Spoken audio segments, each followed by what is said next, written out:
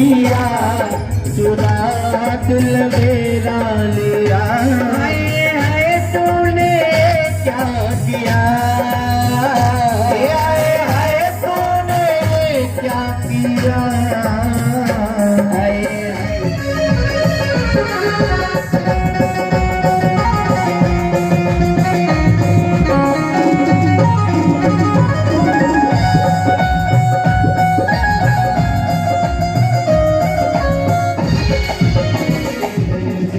राधे श्याम राधे, श्री राधे श्याम राधे, श्री राधे श्याम राधे, श्री राधे श्याम राधे, राधे श्री राधे गोपाल श्री राधे राधे गोपाल भज भज श्री राधे, राधे श्री राधे गोपाल भज भज श्री राधे, श्री राधे गोपाल भज भज श्री राधे।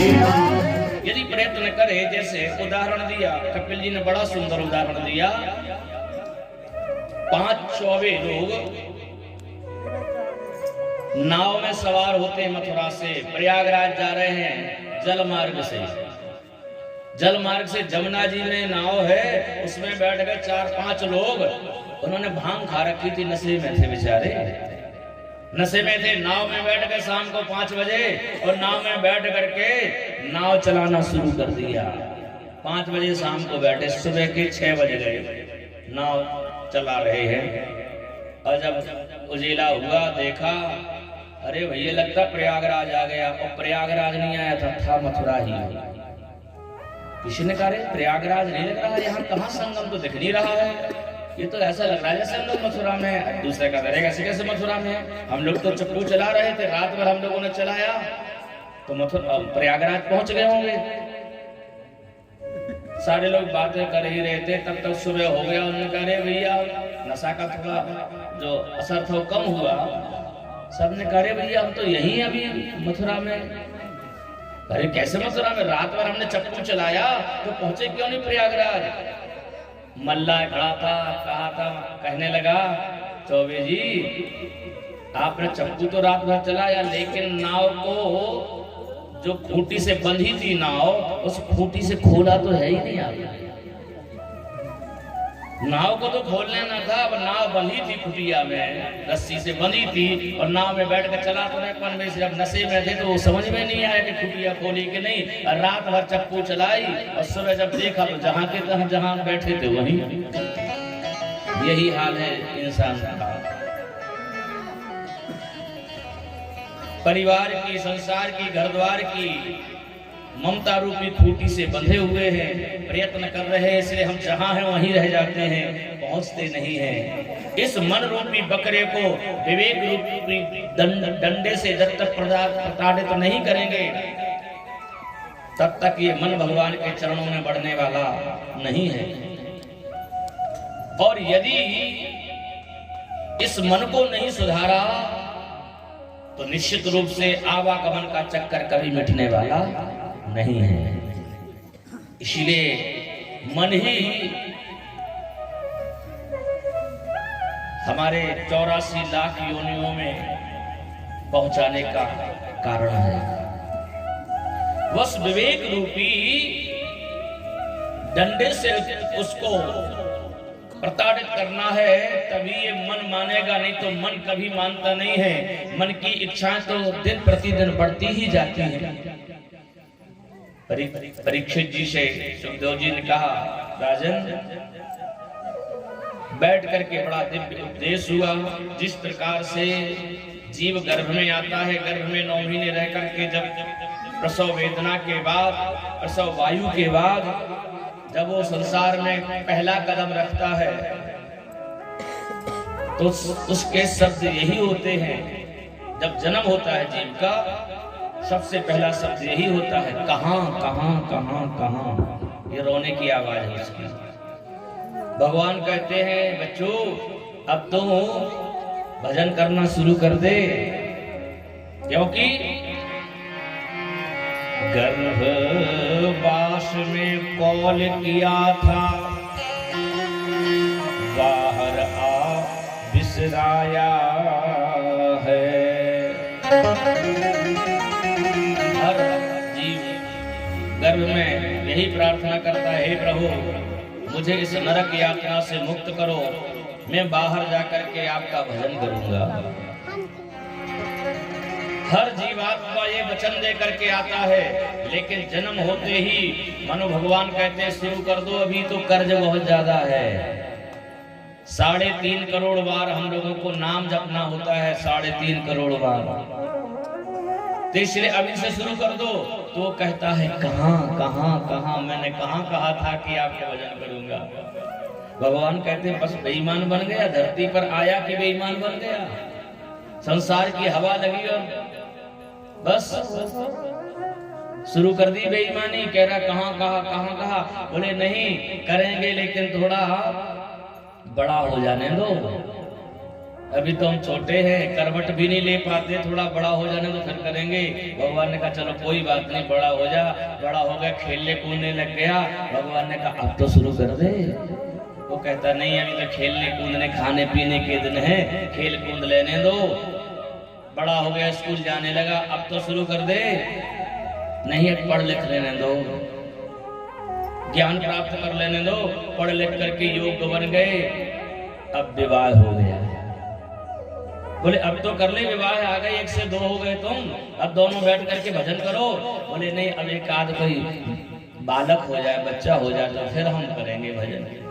चलो ठीक है, संतान हो गई। संतान होने के बाद फिर कहा अब तो कर ले। कहा अब बहू का मुंह और देख लेना, बहू आ जाए फिर बस हम दोनों भजन ही तो करना। और करना क्या है, बहू आ जाएगी, बहू के हाथ के बढ़िया गर्मा गर्म फुलके दाल के साथ में खाने को मिल जाएंगे, बस कुछ दिन खाएंगे, इसके बाद भजन ही तो करना है। बहू आ गई, बहू के हाथ के गर्मा गर्म फुलके भी खा लिए, अब का अब तो कर ले। वो एक इच्छा और रह गई है, नाती का मुंह और देख ले।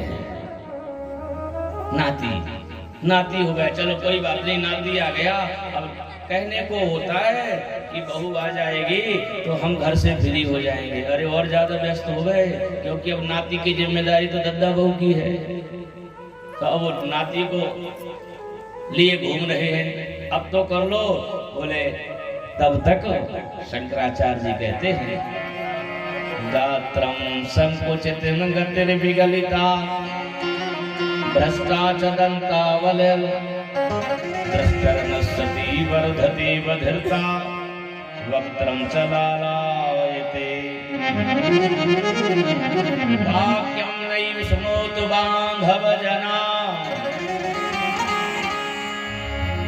तब तक पता है क्या होता है, तब तक शरीर में बुढ़ापा प्रवेश कर जाता है और वृद्धावस्था जब आती है तो वृद्धावस्था में फिर गात्रम संकुचितम, जो गाल बढ़िया पकौड़ी से गाल धीरे धीरे घिनौची बन जाते हैं। बर्तन रखने का स्टैंड होता है ना, ऐसे हो जाते हैं गाल। जो बढ़िया पकौड़ी जैसे गाल थे, फूले हुए गाल, सुकड़ करके पानी रखने का जो स्टैंड होता है, घिनौची जिसको बोलते हैं, वैसे गाल हो जाते हैं।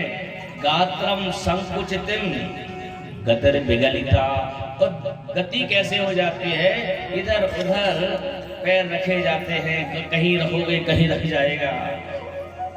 दृष्टर नश्यति, आंखों से दिखाई देना बंद हो जाता है। वर्धते बधिरता, कानों से सुनाई देना कम हो जाता है। और सबसे बड़ी विचित्र बात बताए क्या होती है,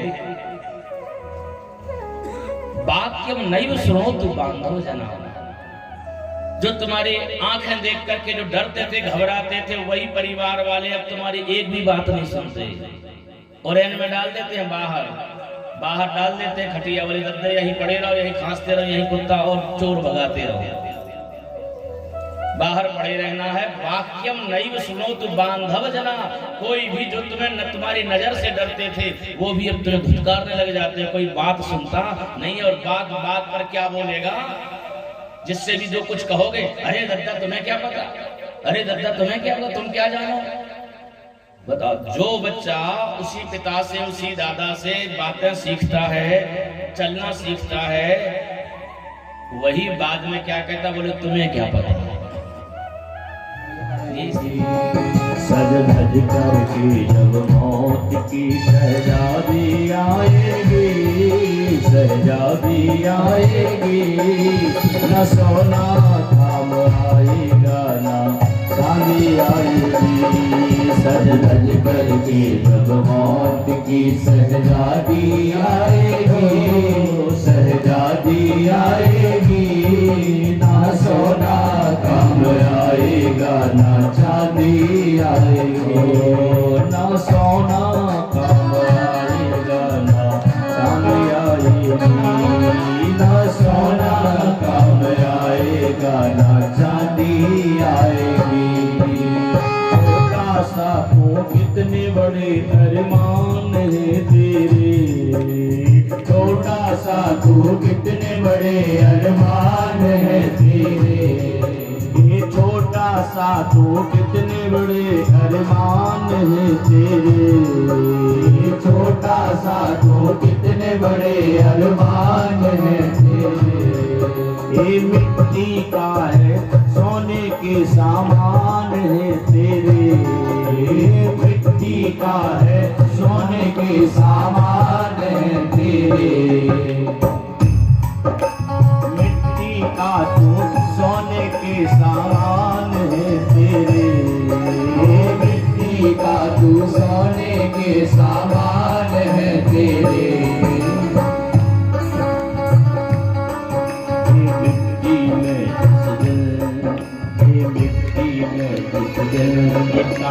जाके समाएगी, जाकर के समाएगी, न सोना काम आएगा न चांदी आएगी, न सोना काम आएगा न चांदी आएगी।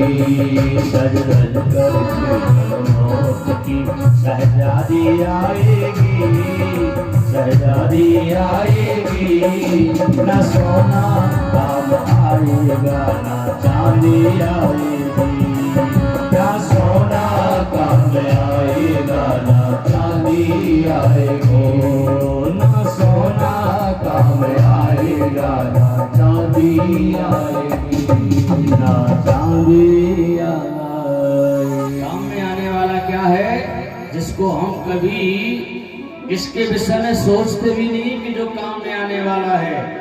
ये संसार की कोई भी वस्तु अंत काल में काम आने वाली नहीं है। भगवान ही हमारे अंदर प्रवेश करके ये सब चीजें जिस तरह वो निकल जाएगा, कोई सोना चांदी हमारे काम आने वाला नहीं। एक बार लक्ष्मी जी कहने लगी भगवान से, प्रभु इस सृष्टि को कौन चलाता है?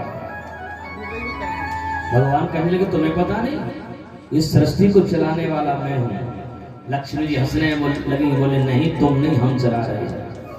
लक्ष्मी जी ने क्या कहा, हम चला रहे हैं, हम जैसा चाहे वैसा चलवा रहे हैं। बड़े बड़े ज्ञानी ध्यानी सन्यासी त्यागियों को भी हम अपने चक्कर में फांस लेते। पैसे लक्ष्मी का ही सारा खेल है।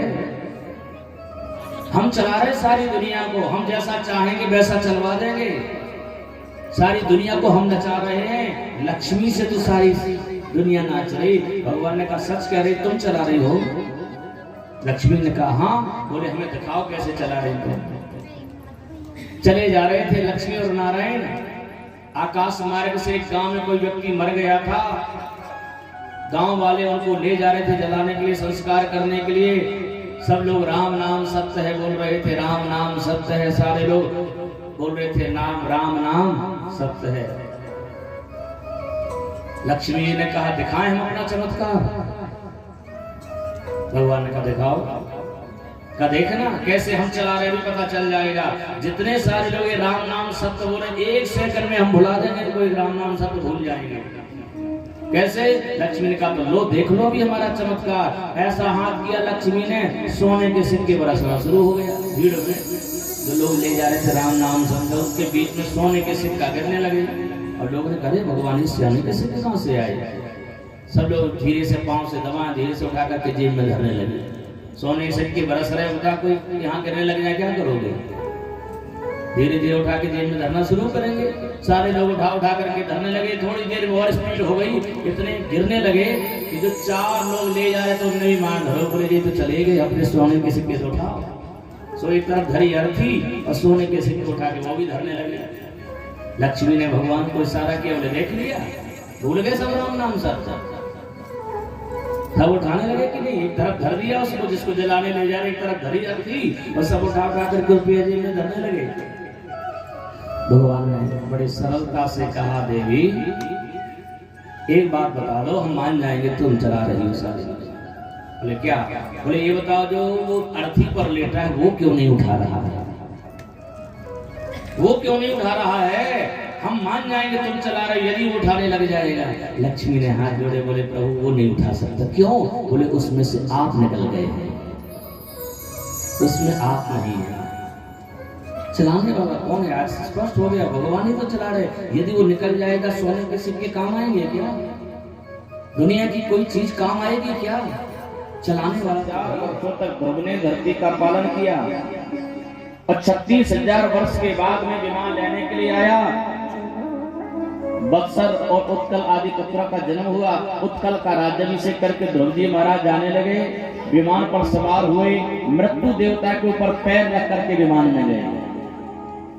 जो भगवान के भक्त होते, मृत्यु भी भयभीत होती, मृत्यु भी उससे डरती है, काल भी उससे डरता है। मृत्यु को कुचलते हुए उस पर पैर रख करके विमान में बैठे ध्रुव जी। विमान चल पड़ा, थोड़ा चला, ध्रुव जी को याद आया मेरी माँ रह गई है, जो मेरे सहारे थी, मेरी माँ छूट गई।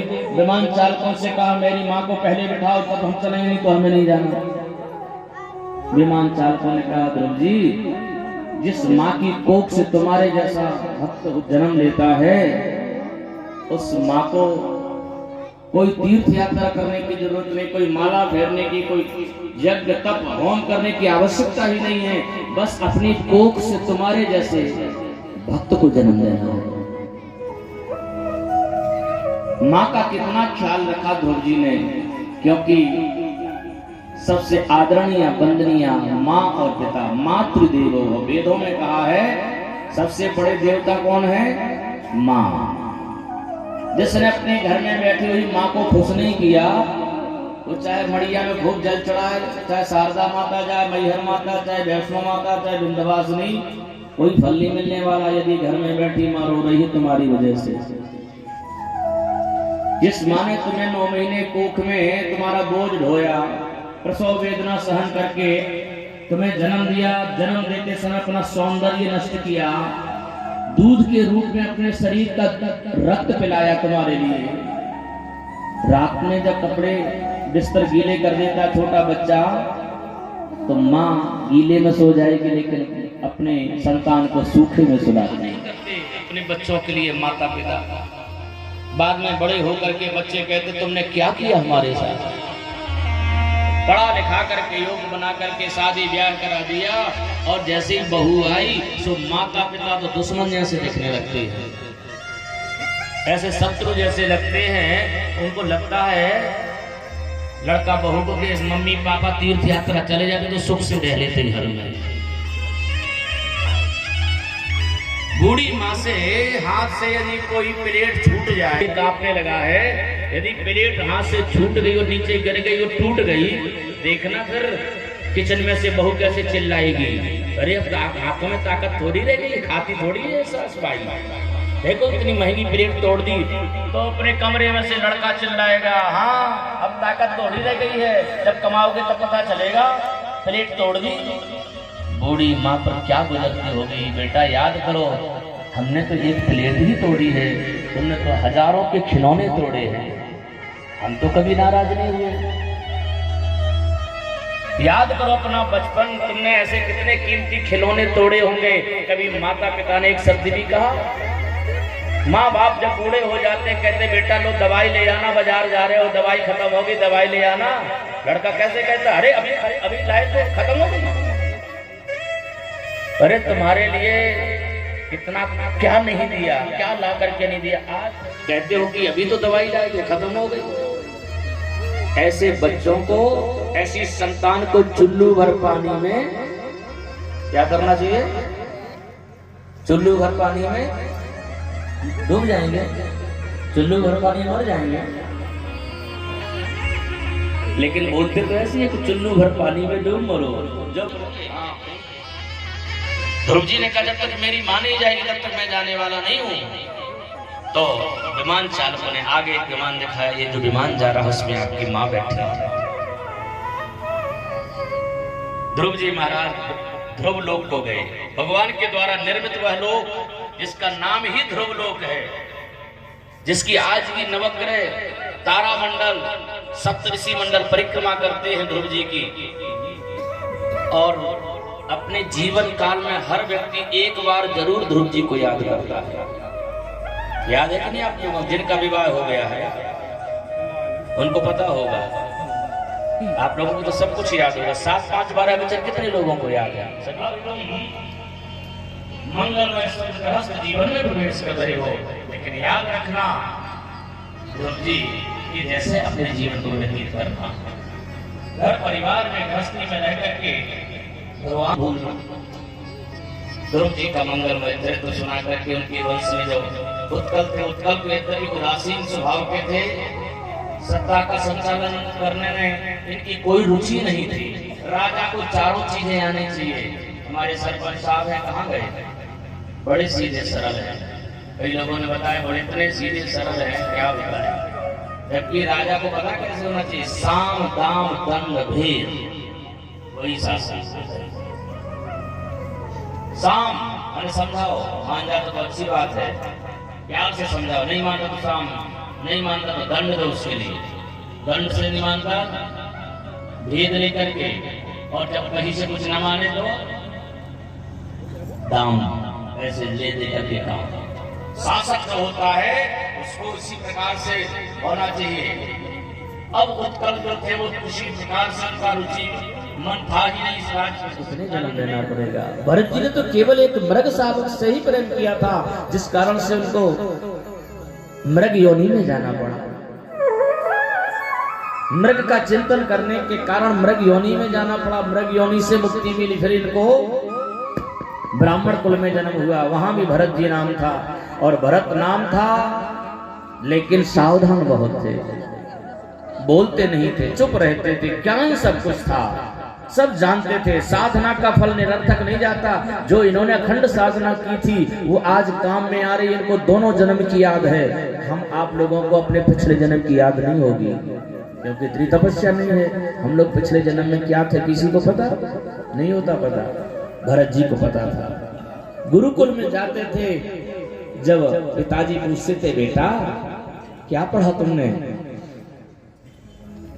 तो सब कुछ याद था इनको, सब कुछ जानते थे। सुनाते इसलिए नहीं थे क्योंकि सुना देंगे तो पिताजी कहेंगे शाबाश बेटा, जाओ जजमान के सत्यनारायण की कथा पहुंच आओ, जाओ फलाने के सोमवार पूज आओ, जाओ फलाने का विवाह पढ़ाओ। इसीलिए आए हैं क्या हम? अब हम चक्करों में पढ़ने वाले नहीं है। सब कुछ जानते हुए भी अनभिज्ञ बन जाते थे। इनको कहते थे खेत में जाओ रखवाली करने के लिए। रखवाली कहाँ करते थे? बैठ जाते थे, कीर्तन करते थे और कहते राम की चिड़िया राम के खेत और खाओरी चिड़िया बुलाते थे। गायों को बुला करके करते थे, लो खाओ भंडारा करो खो। जो काम नहीं करना हो ना उस काम को बिगाड़ दो, फिर कोई नहीं कहेगा ये काम करो। आपको यदि भोजन नहीं बनाना, रोटी जलाने लग जाना, कच्ची सेकने लग जाना, दूसरे दिन से मांगे हटाओ इसको, इससे नहीं बनती। और यदि अच्छा बढ़िया बनाने लगोगे तो सब लोग बुलाए फलाने को बढ़िया बनाते हैं। तो जो काम नहीं करना उसको बिगाड़ दो, कोई नहीं कहेगा कि काम घर से निकाल दिया, किसी काम का नहीं है, निकल गए। पागल कहते थे। वन में कुल भीलों ने बलिदान के लिए एक नरबलि लाए थे, लेकिन वो भाग गया चोरी से। भरत जी मिल गए। अरे बढ़िया हृष्ट पुष्ट शरीर था, तंदुरुस्त शरीर था। जगदम्बा ज्यादा खुश होंगी, उसको लेकर के आए, पूजा करी। जैसे तलवार से उसकी गर्दन काटने के लिए तैयार हुए, तत्काल जगदम्बा प्रकट हुई तो पकड़ लिया, तलवार छीन ली और उन्हीं का संहार कर दिया। भरत जी ने जगदम्बा को प्रणाम किया। जगदम्बा ने पीठ पर हाथ रखा, भरत जाओ, अब तुम्हारा ये आखिरी जन्म है, अब तुम्हारा अगला जन्म नहीं होगा। भरत जी चल पड़े हैं। सिंधु सौवीर देश का राजा रघुगण पालकी में बैठ करके कपिल आश्रम जा रहा था सत्संग करने के लिए। एक कहार बीमार पड़ गया, दूसरे कहार की जरूरत पड़ी, राजा जड़ भरत जी को लगा दिया। लेकिन जड़ भरत जी छलांग लगाते हुए चल रहे थे, किसी की हिंसा ना हो जाए, कोई जीव पैरों के नीचे ना आ जाए, छलांग लगाते थे। सो राजा रघुगण की पालकी जो है कभी टेढ़ी हो जाए तो राजा ऐसा हो जाता था, कभी इधर हो जाता था, कभी सिर पालकी में टकराता था, बड़े जोर से चिल्लाता था। राजा कहता था कि ये कौन उछल उछल करके चल रहा है, इस तरह से छलांगे लगा लगा करके कौन चल रहा है, उसको कोड़ों से चिकित्सा करेंगे। देखने का हृष्ट शरीर है, धरती के ऊपर भार की तरह है, इतना मोटा ताजा शरीर जिसको चलना भी नहीं आता। अब भरत जी तो अभी तक तो मौन थे, उन्होंने सोचा यदि इसी तरह हम मौन रहेंगे तो लोगों का विश्वास सत्संग से उठ जाएगा। ये राजा सत्संग करने जाता, अहंकारी है, अभिमानी है, इसको अपने शरीर पर अपने पद पर बहुत ज्यादा अहंकार है, यह राजा नरकगामी होगा तो लोग क्या कहेंगे कि जिस राजा ने कपिल मुनि का सत्संग किया वह राजा नरकगामी हुआ। अब मौन व्रत तोड़ना ही पड़ेगा। और मौन व्रत तोड़ा और उन्होंने कहा अको विदा को विदवाद वादा बदश्चथो नीति विदा वरिष्ठा। राजन तुम ठीक कह रहे हो, जो तुम कह रहे हो ना कि ये शरीर धरती के ऊपर भार है। राजन पहले समझ लो ये शरीर क्या है। ये शरीर मट्टी का ही तो अंश है, मट्टी का ही तो विकार है। इसके अंदर जो आत्मा है, जीवात्मा है, वो जो आज तक कभी किसी ने देखी नहीं है, जिससे प्रेम है वो तो शरीर यहीं रह जाता है, और जिसको कभी देखा नहीं वो निकल करके चला जाता है। तो फिर रोते क्यों हैं लोग? भाई जिससे प्रेम है वो तो यहीं पड़ा है, सामने पड़ा है, उसको क्यों जला करके फिर मिट्टी में मिला देते हैं? उसको क्यों नहीं रख लेते शोकेस में जमा करके और बढ़िया रोज सुबह शाम देखो? क्योंकि जिससे प्रेम हो तो यहीं रह गया है, जिसको कभी देखा ही नहीं था, जिससे कभी कोई प्रेम नहीं हुआ, शरीर के जो अंदर है वो निकल करके चला गया, तो क्यों इतने दुखी होते हैं? राजन तुम ठीक कह रहे हो, मैं यही तुम्हें बताना चाहता हूँ। राजा रघुगण ने जब ये बात सुनी, छलांग लगा करके नीचे उतरा और जाकर के चरणों में गिर गया। महाराज क्षमा करना, आप बताइए कौन है? कहीं दत्तात्रेय जी महाराज तो नहीं है हमारे ऊपर कृपा करने के लिए पधारे, या फिर हमारे गुरु कपिल देव जी तो साक्षात नहीं आ गए हमें उपदेश देने के लिए? आप हैं कौन बताइए? भरत जी ने कहा अब जो भी हैं हम क्या बताएं, व्यक्ति को यही तो पता नहीं कि हम हैं कौन। जिस दिन ये पता चल जाएगा कि हम कौन हैं, उसको फिर कहीं जाने की आवश्यकता नहीं, परमात्मा को ढूंढने की आवश्यकता नहीं है। हमें अपने आप का ही पता नहीं कि हम हैं कौन, अपने आप को पहचानने की जरूरत है। राजन ये जो जिस पर तुम अहंकार कर रहे हो, जिस पर अभिमान कर रहे हो, तो मिट्टी का विकार है। और एक दिन ये भी ने कहा महाराज हमें नरकों की कथा नहीं सुनना है, हमें तो ये बताओ कि इन नरकों से बचने का उपाय क्या है? नरकों से बचने का उपाय बताया कि नरकों से बचने का उपाय है भगवान का नाम।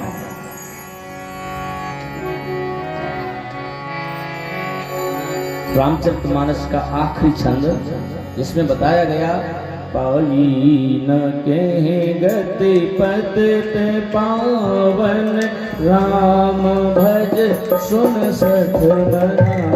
पाई न के गति पतित पावन, राम भज सुन सठ बना।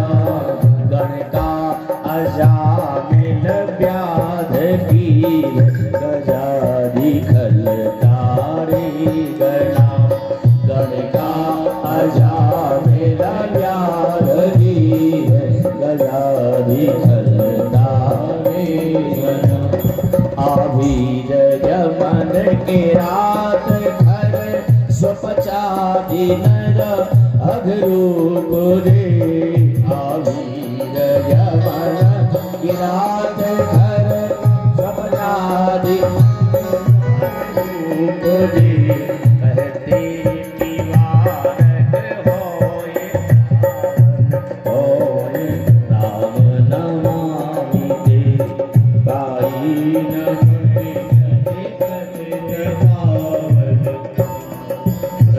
सुन सकता। भगवान का नाम लेकर के बताइए कैसे कैसे अधमों का उद्धार हो गया। राम ने तो गिने चुने भक्तों का कल्याण किया, लेकिन भगवान के नाम ने अनगिनत पापियों का उद्धार। गण का अजामिल की कथा सुना करके उदाहरण दिया। अपने पुत्र को बुलाया था नारायण कह करके, पुत्र तो नहीं आया, लेकिन भगवान के 4 पार्षद आ जाते, यमदूतों को फटकार करके भगा देते हैं। यमदूतों ने यमलोक में जाकर के अपने स्वामी से कहा, भगवान अब हम आपकी सेवा नहीं कर सकते, आपने भेजा था अजामिल को ले आओ, लेकिन आज हमें विष्णु के पार्षदों ने डांट फटकार करके वहां से भगाया। अब हम कहाँ जाएं, आप भेज दो उधर, हम मार खा के आए हैं। क्यों? सारा वृतांत सुनाए। बोले नारायण कहा था। यमराज हाथ जोड़ करके दूतों से कहते, भैया जो गलती आज करी अब कभी बंद करिएगा नहीं, तुम तो ठीक है, हमारी भी छुट्टी हो जाएगी। भगवान का नाम जो ले लेता मुख से वो तो हमारा भी पूज्य हो जाता है। यमराज कह रहे हैं जो भगवान का नाम उच्चारण कर लेता है वो हमारा भी पूज्य होता है, इसलिए कभी भूल करके उनके पास मत जाना। जो भगवान का कीर्तन करता हो, जो गले में कंठी पहनता हो, तुलसी की कंठी जिसके गले में हो, जिसके मत्थे पर चंदन लगा हुआ हो, जिसके आंगन में तुलसी का पौधा हो, जिसके घर में रोज घड़ी घंट आरती और शंख की आवाज आती हो, ऐसे घरों में भूल करके मत जाना। तो यम के दूत कहते जाना कहाँ है फिर हमें? यमराज ने कहा, जिह्वा न भक्ति भगवत गुण नाम धेयम चेतस्ना स्मरति तच्चरणाद बिन्नो। जिसकी जिह्वा कभी भगवान के नाम का उच्चारण ना करती हो, जिसकी जिह्वा भगवान के गुणानुवादों को ना गाया करती हो, जिसका सिर भगवान के सामने ना झुकता हो, जिसके घर में है कभी पूजा पाठ घड़ी घंट की आवाज ना आती हो, जिसके गले में तुलसी की माला ना हो, जिसके मत्थे पर टीका चंदन ना हो, ऐसे व्यक्ति को अपने पास में बांध करके मार कूट करके उसको ले आ। यम के दूत नहीं जाते जिनके गले में तुलसी की माला हो, तुलसी की कंठी हो, मत्थे पर टीका लगा हो, ये ब्रांड कहलाता है। ब्रांड कौन से ब्रांड का? जैसा चंदन लगा हो, यम के दूत कहते भैया विष्णु ब्रांड है। यदि ऐसा लगा हो 3 वाला, अरे विष्णु ब्रांड है ये। ऐसा लगा होगा, ऐसा, अरे शंकर जी ब्रांड है ये। ब्रांड पहचान होती है कौन से संप्रदाय का है ये।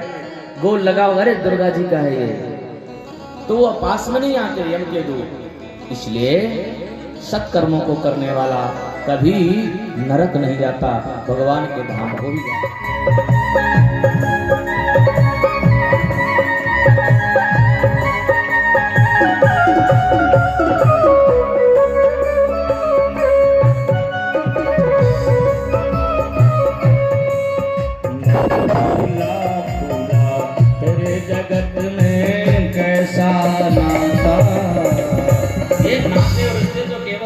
के हैं, इसके बाद जब प्राण निकल जाते तो कोई किसी का संबंध रिश्ता नहीं रह जाता। आज होश आया, अरे हम तो सोच रहे थे कि बताओ हमारा पुत्र हमें छोड़ करके चला गया। देवर्षि नारद जी ने शेष तोषणी विद्या का उपदेश दिया। शेषनाग भगवान की आराधना करके विमान को प्राप्त किया। विमान में बैठ करके जा रहा था, आकाश मार्ग से जब चला कैलाश पर्वत से निकला। कैलाश पर्वत पर देखा माता पार्वती जी महादेव जी की गोदी में विराजमान हैं। कुछ सिद्ध और चारण भगवान से उससे सत्संग कर रहे हैं। बहुत सारे महात्मा बैठे हैं और माता पार्वती जी शंकर जी की गोदी में बैठी हैं। यह राजा देख करके ठहाका मार करके हंसने लगा। अरे हम तो सोचते थे कि ये शंकर योगी है, इसको तो इतनी भी खबर नहीं कि पत्नी को 4 लोगों के बीच में गोदी में बिठा के कोई रखता है क्या? बताओ, समाज में पत्नी को गोदी में बिठा करके बैठा है, कैसा शिव है? अपने आप को कहता है कि मैं योगी हूँ। ऐसे शब्द जब बोले, यह दुर्भाग्यवश यह नहीं समझ पाया कि पार्वती अलग नहीं है शंकर जी से। वागर्था विव संप्रक्तौ वागर्थ प्रतिपत्तये जगतः पितरौ वंदे पार्वती परमेश्वरौ। एक चीज से बड़ा घबराता कि मर ना जाए हम। मौत से घबराता है, मौत से डर लगता है। इसलिए रावण ने यही कहा था कि हम काहू के मरहि न मारे। तो यहाँ हिरण्यकश्यप भी कह रहा है कि मैं किसी के द्वारा ना मरूं, मैं अजर अमर हो जाऊं। ब्रह्मा जी ने कहा ये वरदान हम तुम्हें नहीं दे सकते, क्योंकि ये मेरी भी मृत्यु होती है, तो इसके बदले में कोई और आकर के इसने ढिढोरा पिटवा दिया। ना होतव्यम ना यष्टव्यम ना दातव्यम दुजा कुचित। किसी भी ब्राह्मण को ना तो कोई दान करेगा, ना होम करेगा, यज्ञ करेगा, ना श्राद्ध करेगा, और तो और कोई भी विष्णु पुराण नहीं सुनेगा। यदि सुनना है तो हिरण्यकश्यप पुराण सुनेगा, मेरा ही कीर्तन करेगा, मेरी ही कथा सुनेगा और मेरा ही गुणगान गाएगा। और यदि कोई भी व्यक्ति मत्थे पर टीका लगाए मिल जाता है, कथा कीर्तन करते हुए मिल जाए, तो उसको डाल दो कारागृह में। कहते हैं प्रहलाद जी का विष्णु पुराण के अनुसार प्रहलाद जी का जो प्रादुर्भाव हुआ था, वो जो प्रहलाद जी का प्रादुर्भाव हुआ था, जन्म हुआ था, वो कोई साधारण नहीं थे, भगवान के मानो अंश से ही उनका जन्म हुआ था। किसी के द्वारा पता चल गया हिरण्यकश्यप को कि शुक्राचार्य जी सालग्राम जी का पूजन करते हैं। सालग्राम जी का पूजन करते थे शुक्राचार्य जी। और जब यह पता गुप्तचरों के द्वारा पता चल गया हिरण्यकश्यप को कि आपके गुरुजी सालग्राम विष्णु का पूजन करते हैं, बताओ जिनको मारने के लिए हम इतना प्रयत्न कर रहे हैं, हमारे गुरु बाबा उनकी पूजा कर रहे हैं। लेकिन हिरण्यकश्यप ने कहा हम जब तक देख नहीं लगे तब तक विश्वास नहीं करेंगे। एक दिन की घटना, शुक्राचार्य जी स्नान कर रहे थे। स्नान करते समय धीरे से डिब्बे में से सालग्राम जी निकाले, डिब्बा में बंद थे, सालग्राम जी निकाले और वहीं नदी में स्नान कराया। ऐसे स्नान करा ही रहे थे कि पीछे से हिरण्यकश्यप आ गया। गुरुजी ओ घबरा गए शुक्राचार्य जी, ये कहां से आ गए? तो सालग्राम जी हाथ में थे, उन्होंने तुरंत कमंडल में जल्दी से डाल दिया। कमंडल जो था उसमें डाल दिया। गुरुजी क्या कर रहे थे? बोले कुछ नहीं बस स्नान करके बस बाहर निकलने वाले थे। बोले नहीं आपने कमंडल में क्या डाला? सालग्राम डाले थे कमंडल में। क्या डाला आपने इस कमंडल में? कहा कुछ नहीं ऐसे ही कुछ नहीं, अपने कमंडल में कुछ नहीं। बोले नहीं लाओ इधर कमंडल, और कमंडल छीन लिया। अब तो शुक्राचार्य जी ने कहा भगवान लाज बचाना है, कहीं आप इसमें मिल गए तो आज तो हम बचेंगे नहीं, ये दुष्ट हमें नहीं छोड़ेगा। तो जैसे ही हाथ डाला कमंडल में, सालग्राम जी पानी बन गए थे। तो कमंडल में सालग्राम जी, लेकिन पानी बन गए। हम लगा ढूंढने के लिए, लेकिन सालग्राम जी नहीं मिले। हिरण्यकश्यप कहता गए कहाँ? हमने तो अपने आंखों से देखा, डाला तो बाबा ने कमंडल में ये सालग्राम, तो गए कहाँ ये सालग्राम जी? बोले हैं तो इसी में सालग्राम जी, गए कहीं नहीं, क्योंकि हमने अपने आंखों से देखा बाबा जी ने, गुरु जी ने कमंडल में सालग्राम जी डाले हैं तो इसी में, गए कहाँ? बोले जहां भी गए हुए हैं पूरा कमंडल का पानी पी गए, सालग्राम जी तो भीतर पहुंच गए। और उसी रात्रि में गर्भाधान संस्कार हुआ और प्रहलाद जी आए गए। सालग्राम स्वयं भगवान का ही अंश था। तो प्रहलाद जी कोई साधारण नहीं थे। 5 वर्ष की अवस्था प्रहलाद जी की। और जब वो गुरुकुल में गए, संडा मार्ग के लिए सेवा सौंपी गई कि हमारे पुत्र के लिए शस्त्र नीति और राजनीति, युद्ध नीति, किस प्रकार से शत्रुओं से युद्ध कर रहे सब सिखाया जाए। संडा मार्ग ले गए और ले जाकर के गुरुकुल में उनकी शिक्षा प्रारंभ हुई। लेकिन देखिए विचार करिए, जब शुक्राचार्य जी ये दोनों पुत्र अपने महाराज के राजकुमार को शिक्षा दे रहे हैं, तो शिक्षा तो ये कुछ दे रहे, लेकिन प्रहलाद जी शिक्षा कुछ और ही ग्रहण कर रहे हैं, क्योंकि गर्भ में इन्होंने सीख लिया था। बालकों से कहते हैं कौमार आचरेत प्राज्ञः। प्रहलाद जी की कक्षा अलग लगती थी। अपने सभी दैत्य बालकों को बुला लेते थे, सभी सखाओं को बैठा करके कहते थे भैया जिंदगी बहुत कम है, कोई पता नहीं कब का राम नाम शब्द हो जाए, इसलिए बुढ़ापे का इंतजार मत करो, अभी बाल अवस्था से भक्ति शुरू कर दो। कौमारा चरे प्राप्यो धर्मान भागवतानि हो। दुर्लभम मानसं देहं तदप्य ध्रुवमर्थदम्। मनुष्य का शरीर बड़ा दुर्लभ है, इसलिए शरीर मिला है तो क्या कर लो, गोविंद गाले गोपाल गाले, गोविंद गाले गोपाल गाले। प्रहलाद जी कहते हैं दैत्य वालों को कुछ समय मिला है तो समय को बर्बाद ना करें। किनारे लगा ले नैया को अपनी, किनारे लगा ले, किनारे लगा ले नैया को अपनी, किनारे लगा ले, किनारे लगा ले नैया को अपनी, किनारे लगा ले, किनारे लगा ले।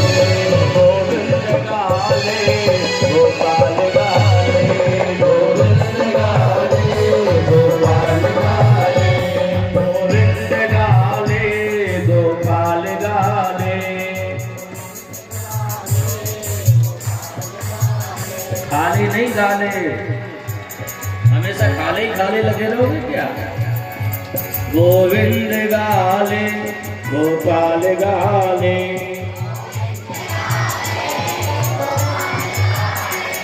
पीछे से आवाज कम आ रही है, जरा सभी गाएं। दुनिया के साथी हैं कितने निराले, दुनिया के साथी हैं कितने निराले, जानते कितने निराले, ये दुनिया के साथी हैं कितने निराले, दुनिया के साथी हैं कितने निराले। कितने निराले बोले, बुरा नहीं मानना। बाहर से उजले अंदर से काले, बाहर से उजले अंदर से काले, सही कहा कि गलत। बाहर से उजले अंदर से काले, अंदर से काले, बाहर से उजले अंदर से काले, अंदर से काले। गोविंद गाले गोपाल गाले, गोविंद गाले गोपाल गाले।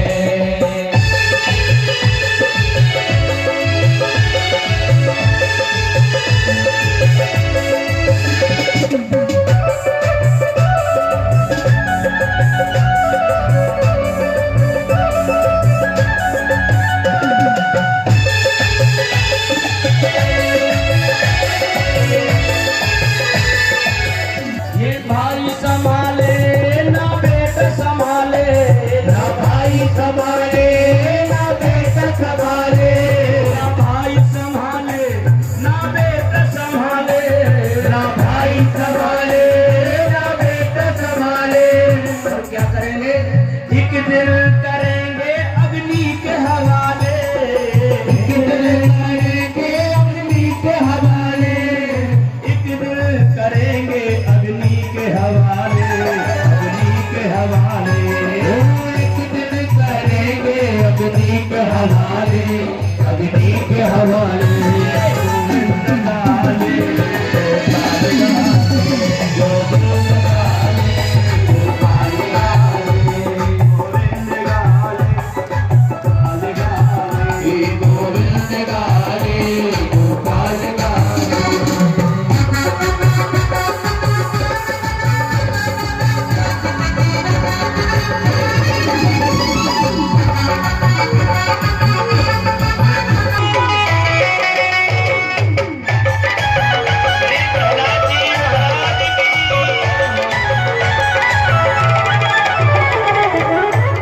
नैया को अपनी, किनारे लगा ले, किनारे लगा ले।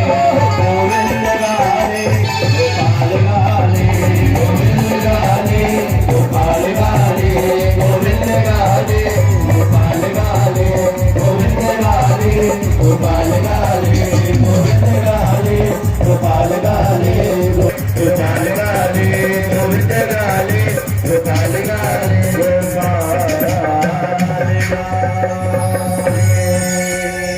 प्रहलाद जी, मैं ऐसा पाठ पढ़ा जो हमेशा हमारे साथ चलता है।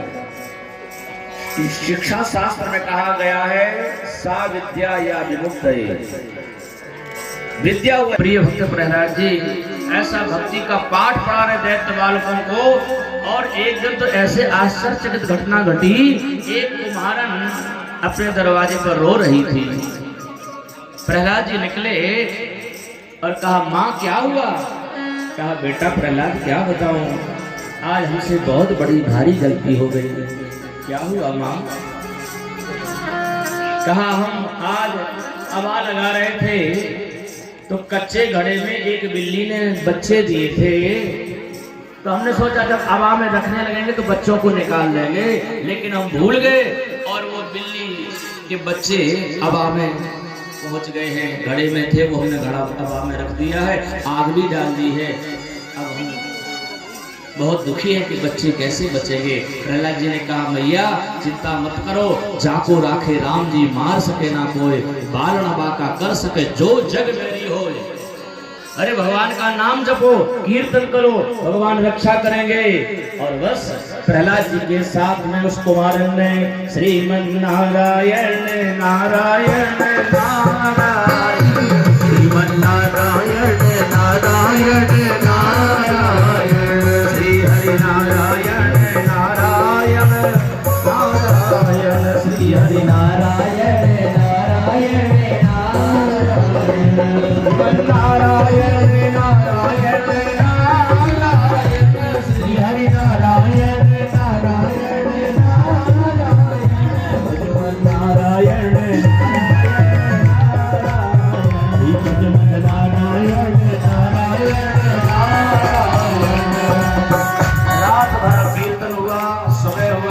ठंडा पड़ गया। अब हवा खोला जा रहा है, सारे बर्तन पक करके लाल हो गए। और कुमारन ने जब वो घड़ा निकाला जिस घड़े में बच्चे रखे थे, जब वो घड़ा निकालते बच्चे म्याऊं म्याऊं करते हुए भाग गए।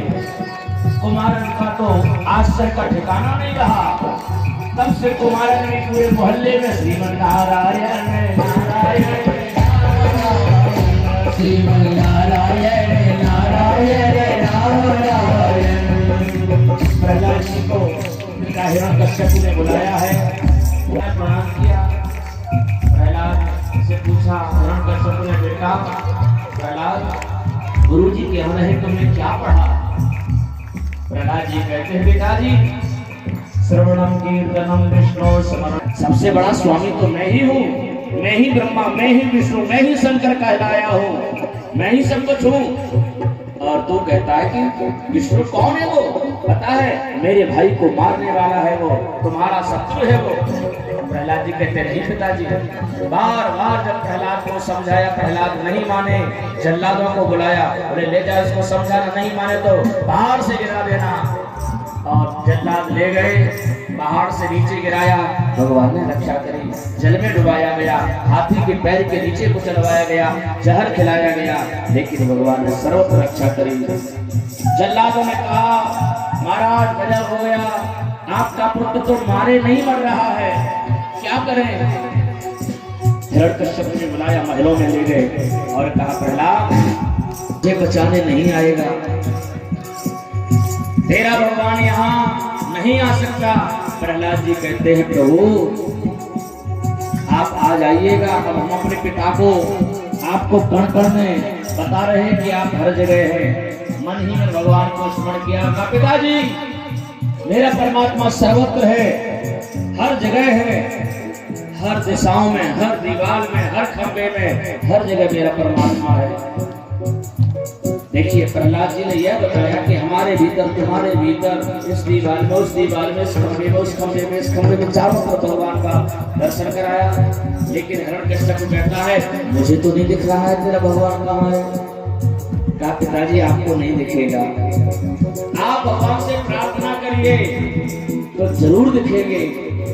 हिरण्यकश्यप ने कहा चलो तो ठीक है, हम आज झंझट ही खत्म कर देते हैं, तेरे भगवान को खंबे से निकाल करके अभी मार देंगे और हमेशा हमेशा के लिए झंझट खत्म हो जाएगी, बता तेरा भगवान कहाँ है।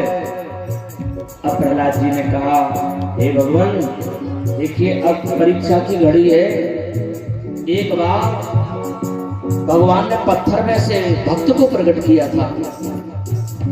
गौतम नारी श्राप बस उपल देह धर धीर, चरण कमल रज चाहती कृपा करो रघुवीर। भगवान ने पत्थर में से भक्त को प्रकट किया था।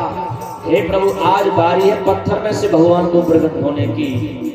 इसलिए उस पत्थर के खंबे में कहा कि पिताजी, इस खंबे में मेरा भगवान है।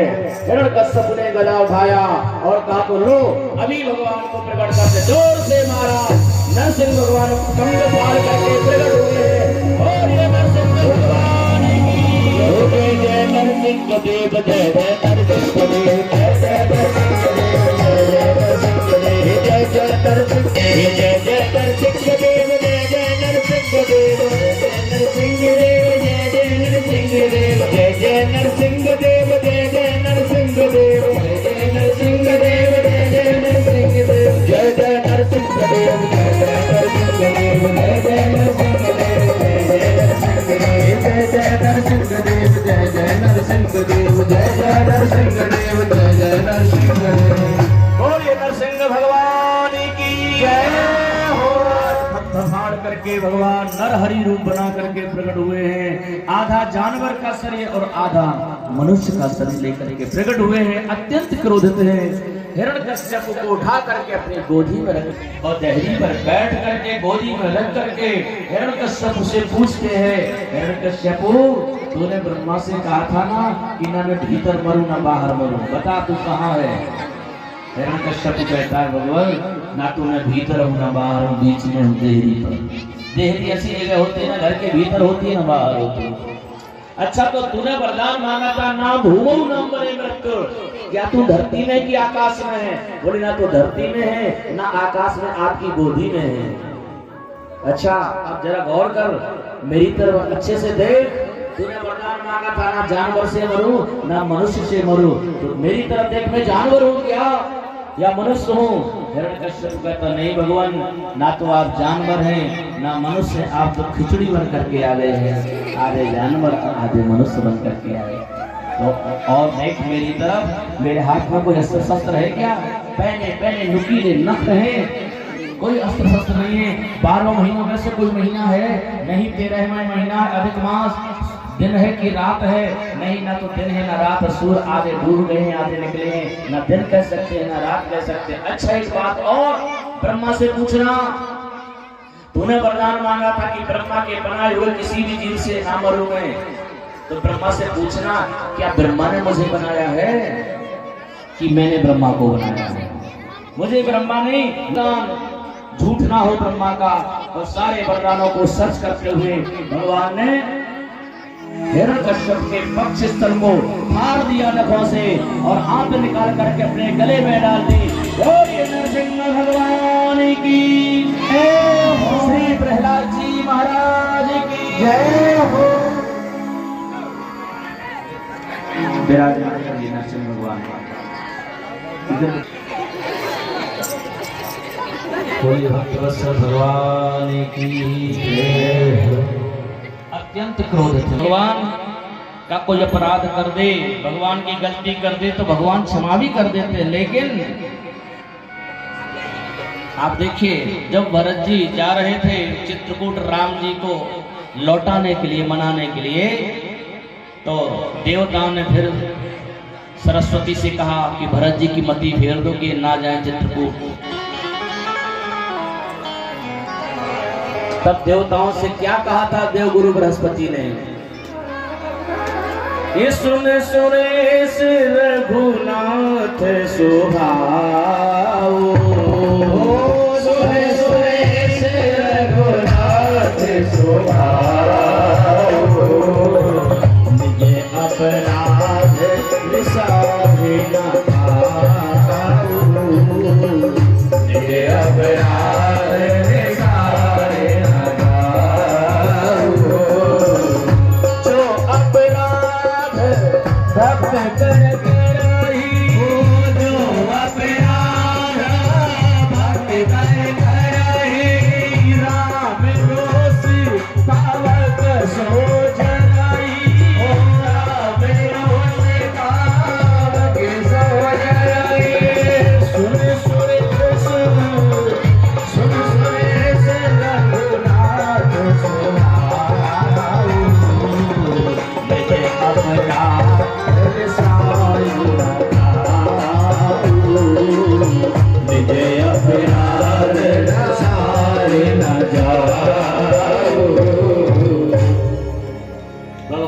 साथ लिया, उठा करके देखा, आज पत्थर फाड़ करके भगवान क्यों निकले?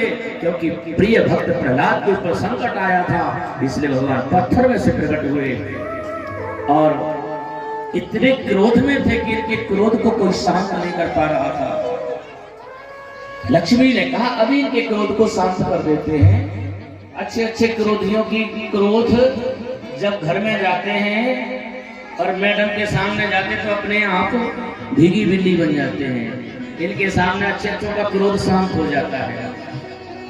1,39,000 नसें होती हैं आदमी के शरीर में। कितनी नसें? 1,39,000। लेकिन इनको पता होता है कि आदमी की कौन सी नस कब दबानी है। फलाना काम कर दो, नहीं तो आज कॉफी बना दो, नहीं तो। बेचारी को सालों सुनते हो गया। एक दिन मैडम नाराज, इतने गुस्से में बोले, बड़ा बार बार धमकी देता है। ठंड के दिन चल रहे थे, पति ने कहा सुबह सुबह 5 बजे, बोले गर्म पानी कर दो, नहीं तो। मैडम एकदम नाराज, बोले नहीं तो क्या कर लोगी, क्या करोगे? उसने कहा नहीं तो ठंडे ही से नहा लेंगे। क्योंकि इनके सामने क्रोध नहीं चलता, अपने आप शांत हो जाता। लक्ष्मी ने क्या कहा? लक्ष्मी ने कहा अभी क्रोध शांत कर देंगे हम, हमारे पति है। और लक्ष्मी जब सामने आई, सामने आते जब नरसिंह भगवान ने घुरघुराने का शब्द किया, लक्ष्मी भागी। अरे बोले हमारे पति ने तो कोई शेर है, बबरी से। लक्ष्मी क्रोध आया है, वही क्रोध शांत करेगा। प्रहलाद जी के कारण क्रोध आया, प्रहलाद जी ही इनके क्रोध को शांत करेंगे। और प्रहलाद जी जब भगवान के पास गए, भगवान ने गोदी में बिठा लिया, जिह्वा से चाटने लगे जैसे नवजात बछड़े को गाय बिना किसी घाव के चाटने लगते हैं। आज भगवान ऐसा प्रेम कर रहे भक्त के साथ में और भक्त अत्यंत प्रसन्न है।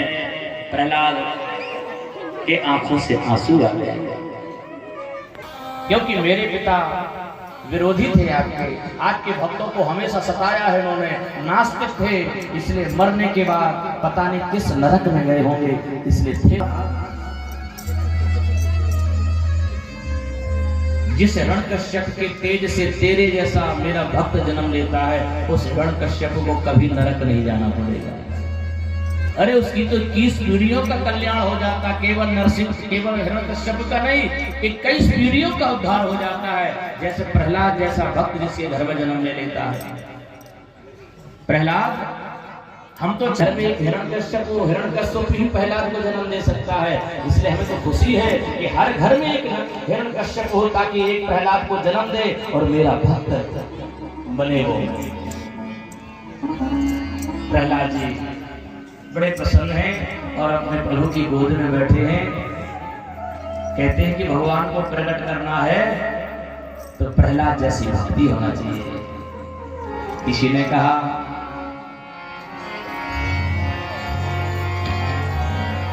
कण मांगत सूर, बहुत गाने वाले बहुत लोगों ने राम कथा गाई, लेकिन तुलसी जैसी मर्याद कहाँ नरसिंह से प्रतिखंबन में, पर कारण को प्रहलाद कहाँ। नरसिंह से प्रतिखंबन में, पर कारण को प्रहलाद कहाँ। भगवान हर जगह कहाँ नहीं है, लेकिन प्रहलाद जैसे भक्त की जरूरत है जो आज हर कण कण में से भगवान को प्रकट कर सकता है। प्रहलाद जी भगवान की गोदी में बैठे, आज उनको गोदी में बैठे रहने दें। इससे आगे का प्रसंग कल आप सभी लोग सुनिएगा। चौथा दिन है, कल भगवान का प्रादुर्भाव है। बड़ा सुंदर सुंदर प्रसंग आप सभी सुनेंगे। कल गजग्राह की सुंदर कथा, समुद्र मंथन की, मनवंतर आदि का वर्णन, सूर्यवंश चंद्रवंश का वर्णन और भगवान का कल जन्मोत्सव हम सभी लोग धूमधाम से मनाएंगे। आप सभी लोग कल जरूर पधारे और भगवान का जन्मोत्सव का आनंद लें। बहुत बहुत धन्यवाद। कथा में सभी के लिए बहुत बहुत धन्यवाद। भगवान आप सभी की मनोकामना पूरी करें। आइए भगवान के नाम को गाते हुए आरती की ओर चले। आरती, और जो बाहर से लोग आए हैं या जो यहाँ के चाय पीने की इच्छा, तो रुके रहिएगा, चाय बाद में बनेगी तो चाय पीने वाले रुके रहिएगा। आइए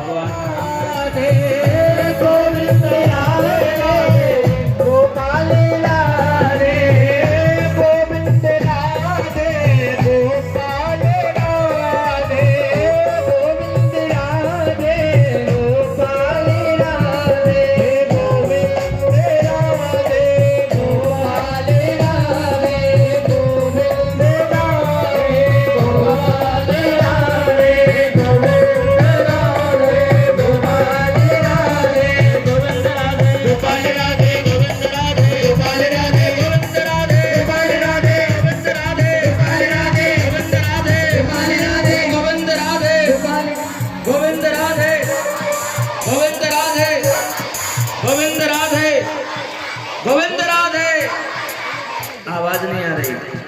गोविंद राधे, गोविंद राधे, हे गोविंद राधे, गोपाल राधे, गोविंद राधे, गोपाल राधे, गोविंद राधे, गोपाल राधे, गोपाल राधे, गोपाल राधे, गोपाल राधे, राधे राधे, राधे राधे, राधे राधे, राधे राधे, राधे राधे, राधे राधे, राधे राधे, राधे राधे, राधे राधे, राधे राधे, राधे राधे, राधे राधे,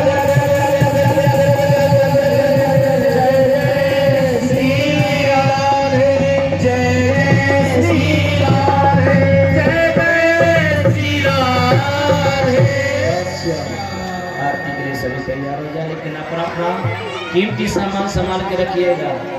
जो सोना चांदी का जेवर है, मोबाइल है, पर्स है, आप अपना अपना संभाल के रखिएगा। भीड़ भाड़ ज्यादा है, आपका नुकसान न हो। आरती करने आई हो, इधर बंसी बजा दो, मनमोहन में आरती करने आई हो। जरा बंसी बजा दो, मनमोहन में आरती करने आई हो। इधर बंसी बजा दो, मनमोहन में आरती करने आई हो। जरा बंसी बजा दो, मनमोहन में आरती करने आई हो। जरा बंसी बजा दो, मनमोहन में आरती करने आई।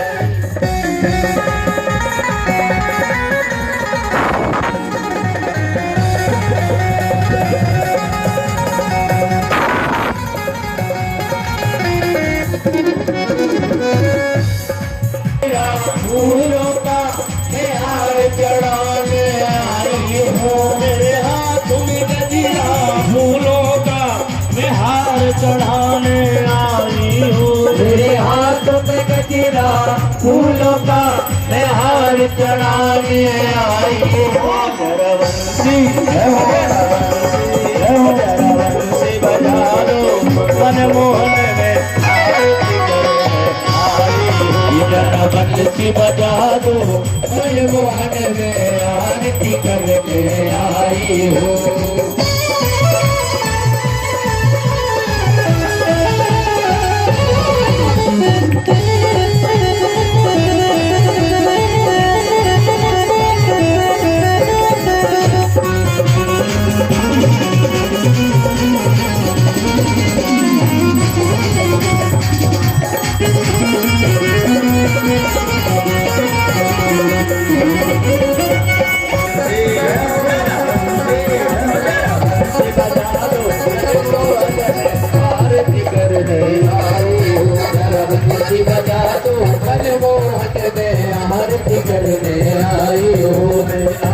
करने आई हूँ, मैं आरती करने आई हूँ, मैं दर्शन करने आई हूँ, मैं दर्शन करने आई हूँ। कर्पूर गौरम करुणावतारम संसारिकारम भुजगेन्द्रहारम सदा वसन्तं हृदयारविन्दे देवं भवामि शैतं नमामि। त्वमेव माता च पिता त्वमेव, त्वमेव बन्धुः पिता त्वमेव, त्वमेव वेदा त्वमेव, त्वमेव सर्वं मम देवदेव।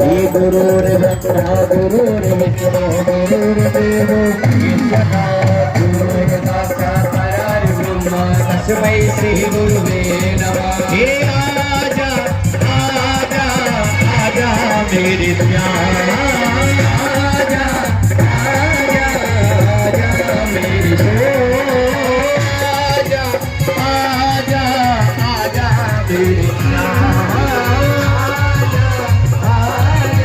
आजा मेरे पूरे पंडाल के दोनों हाथ ऊपर होने चाहिए। तालियों की सेवा करते हो मेरे साथ सभी लोग बोले थे। तेरी नटा पट्टा बंसी मारे गोकुल के राजा, तेरी अगबई अब तो आजा। बंसी वाले गोकुल के राजा, तेरी अखियां दर्श रही अब तो आजा। गोविंद बोलो हरि गोपाल बोलो, गोविंद बोलो हरि गोपाल बोलो, गोविंद बोलो बोलो गोपाल बोलो, गोविंद बोलो बोलो गोपाल बोलो।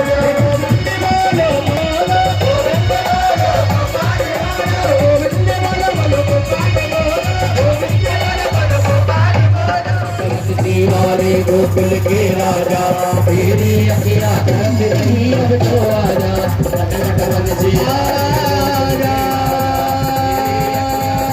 आजा तेरी अखियाँ तरस रही अब तो तेरी अखियाँ तरस रही अब तो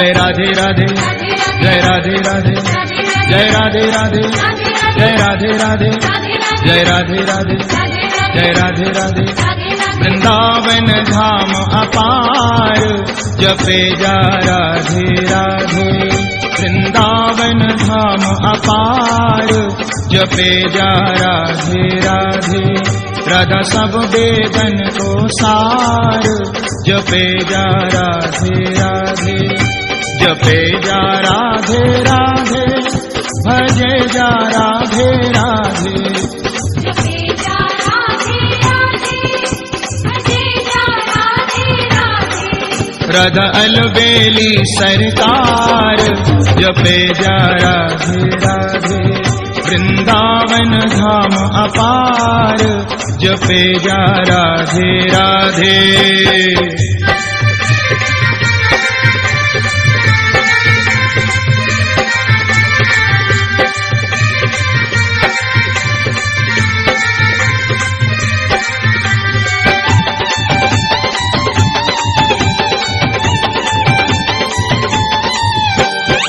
राधा राधा गावे वो प्रेम पदारथ पावे जो राधा राधा गावे वो प्रेम पदारथ पावे वको है जाए बेड़ा पार जपे जा राधे राधे जपे जाए बेड़ा पार जपे जा राधे राधे वृंदावन में यमुना तट पे वृंदावन में यमुना तट पे जय राधे राधे वृंदावन धाम अपार जपे जा राधे राधे राधा अलबेली सरकार जपे जा राधे राधे।